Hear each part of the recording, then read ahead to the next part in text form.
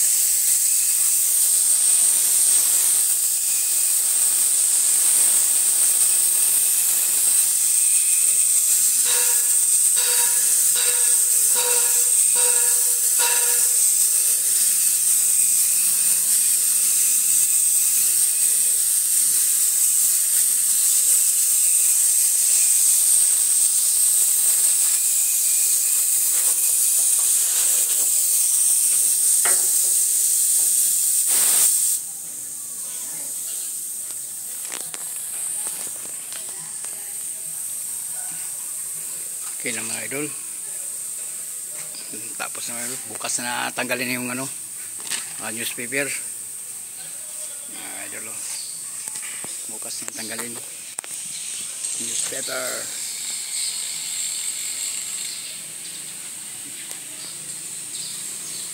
Yan, diripindot mga idol. Para magmukhang bago ulit yung sasakyan.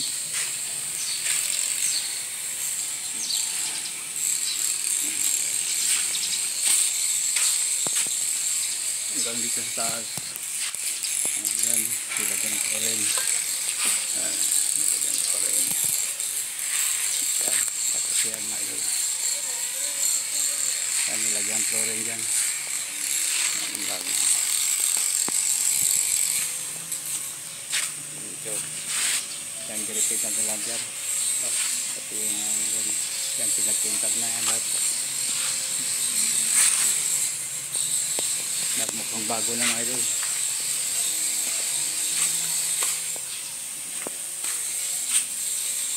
Giga Isuzu. Hindi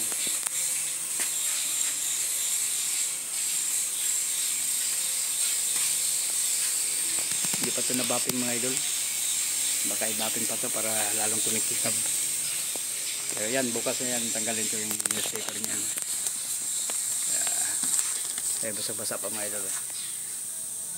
Okay na yan. Abo, hanggang dito lang video mga idol. Like and share.